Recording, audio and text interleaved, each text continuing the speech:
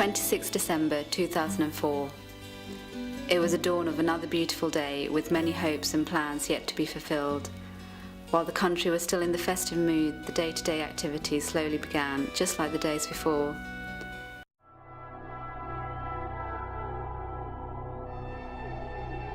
But the unexpected tidal wave that hit the western, southern, eastern and northern seaboards of the country, taking the lives of nearly 50,000 people, and devastating property worth over $1.5 million, paused a nation.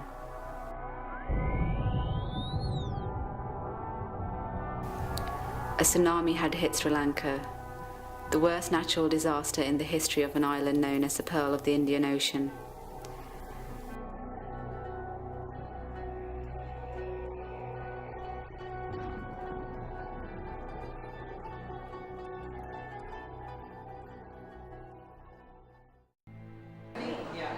Salvordia, as Sri Lanka's largest non-governmental organisation and people's movement, took action within a few hours of the disaster striking. Salvordia undertook a rehabilitation, reconstruction and aid programme in 12 areas including water, sanitation, health and preventative care and housing resettlement. This included building over 1,100 fully equipped houses for those made homeless by the disaster.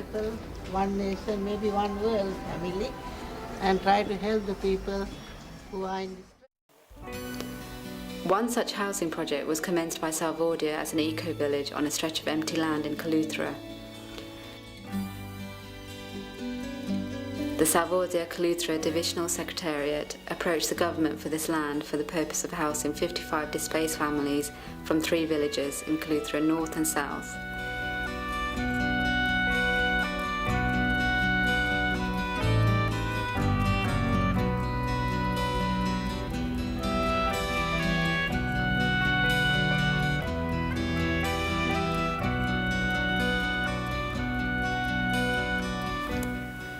In the presence of the government-nominated recipients of the new homes, the construction work was inaugurated on the 1st of May 2005.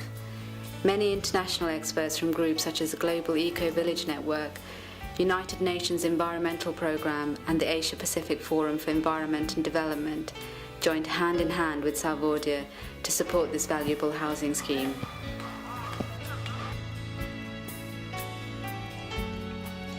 District, we agreed to construct 55 houses. We have signed the MOUs with the government to construct 55 houses in the interior land given to us to construct these 55 houses for the people who live near the sea while the tsunami disaster was happened. These houses were the starting point of the creation of an eco-village, a novel concept intended to preserve the topography and the charm of the land as well as the environment. The prospective inhabitants of this village lived in temporary houses on the project site. Other than losing homes, these villagers had also lost their livelihoods as a result of the tsunami. By helping the builders in masonry, carpentry and other work involved in creating the village, the beneficiaries were able to develop vocational skills and regain livelihoods crucial to their day-to-day survival. It also meant that they were very much a part of the recreation of their own homes in an environmentally sound way. All the conveniences necessary for a village community such as waste and wastewater management, solar power and rainwater storage systems were provided through this project. Environmentally friendly materials and appropriate technologies were used for houses and other buildings. Much care was given to ensure the provision of ample fresh air and sunlight to ensure the eco-village concept.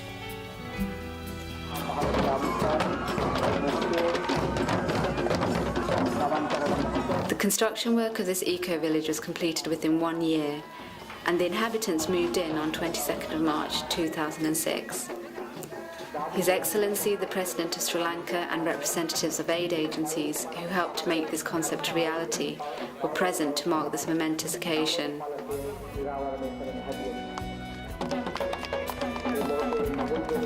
This village gave a fresh start to people whose lives had been shattered by the tsunami, not only giving them a roof over their heads, but also a new and sustainable means to rebuild their lives and their future.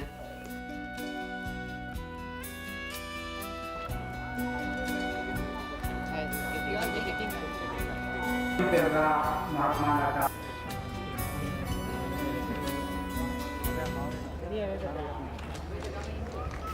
villagers, as well as being involved in building their homes in their village, are integral to the process of planning, decision-making, implementing and sustaining the community and the lifestyle of the village. They do everything democratically, by methods of discussion, thus avoiding conflict.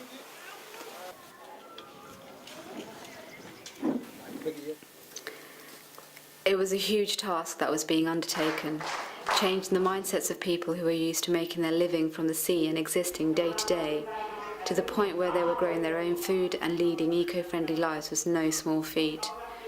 Thanks to the dedicated staff at Salvordia who lived with the village population, instructing them and helping them tread unfamiliar paths, a near miracle was achieved. Sarvodaya has been involved in promoting the concept of sustainable living throughout its history, and Domniyagama eco-village is the expression in physical form, the vision of Sarvodaya towards developing eco-villages in Sri Lanka. We started the reconstruction process after tsunami along ecological principles, and we really wanted all our reconstruction to be in harmony with nature, and also we saw in the reconstruction process an opportunity to really incorporate the principles of ecological living, sustainable living, harmony with nature and so on in an effective way. So Domniyagama was planned as a village which could be a model for the whole country and as for the whole world, which could demonstrate the use of renewable energy and various forms of recycling, organic farming, home gardening and various other forms of sustainable living. So here, after a very participatory process, we have a model eco-village which now stands as the only eco-village in Sri Lanka, and in the future we hope to create more eco-villages throughout the country.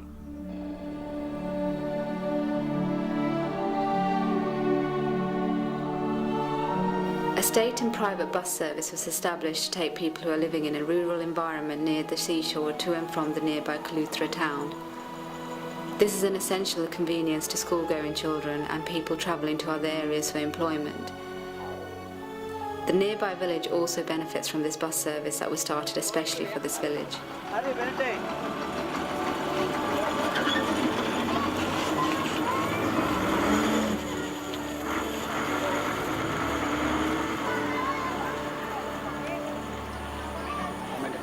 The children's playground situated in the centre of the village serves the recreational needs of the village children. It was established with the express purpose of supporting the mental and physical well-being of the children. There is also a fully equipped sports ground at the entrance of the village.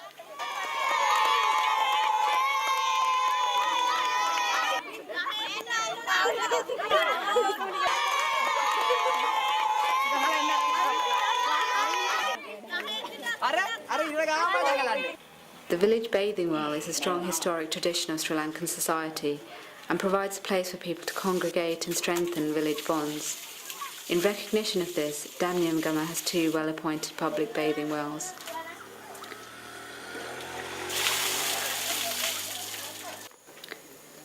Even though the village has pipe-borne water, there are also a number of public drinking wells where the people of the village can obtain natural pure water free of charge.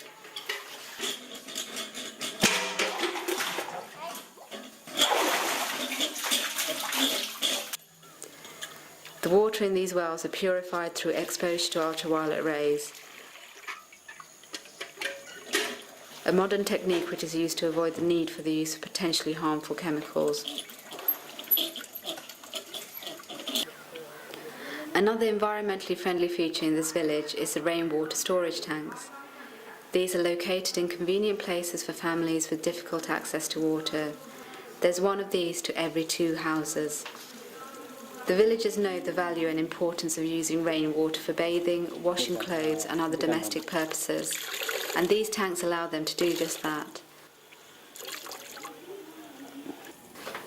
Similarly, the wastewater is collected in underground tanks, purified and used for gardening.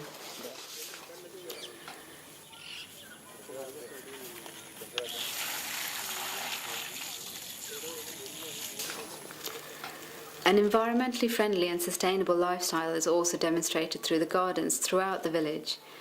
Home gardens of various fruits, vegetables are grown without any chemical fertilizer.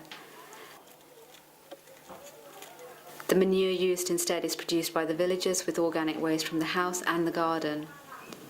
The villagers consume some of the produce from their gardens and exchange a surplus with their neighbours, spreading goodwill and love for the environment. Presently, many cities and urbanised areas in Sri Lanka are faced with the dilemma of disposing waste products.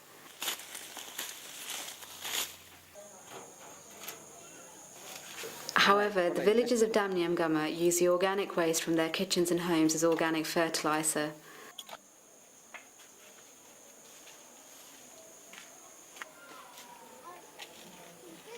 Other solid waste like empty bottles and plastic are sorted and brought to designated collecting points on stipulated days.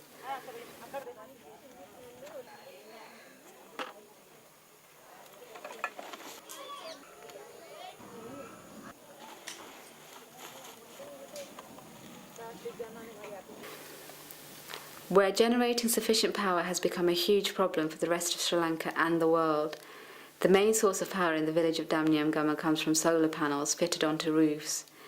The solar power is collected during the day and is used to light homes at night. It is an essential feature of a village to have a public place where people could gather and discuss matters of importance to the community. The villagers of Domniyagama are more fortunate than most, as they have a multi-purpose centre which exceeds the conveniences available at a normal village. The multi-purpose centre at Domniyagama has an assembly hall, a space for religious functions, a library, a preschool, a bank, a medical centre and a computer and information technology centre, all under one roof. In Buddha Dhamma, we have learned that there is a principle called cause and effect.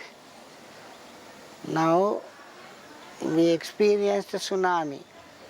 We experienced a lot of floods and droughts, all kinds of disasters, natural disasters. At the same time, we come across so many man-made disasters like bloodshed, crimes, and even a civil war we have in our country. So we believe that all these things have certain causes, and Buddha has told us, live according to the Pancha Niyama Dharma, don't break these cosmic laws.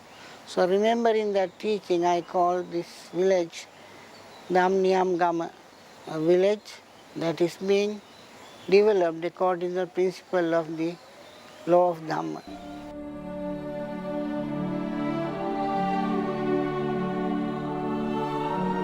The rapid increase of the food prices matters little to the villagers as they grow enough vegetables and fruits for their consumption. Also, the greenery of their home gardens provides a healthy and beautiful environment. Every member of the village family contributes in some way to the production of food. Through education, guidance and sharing experiences, the villagers understand the importance of organic home gardening. The frequent visits of the agricultural officer provides knowledge and introduces new trends on organic home gardening. And this is of utmost use to the villagers.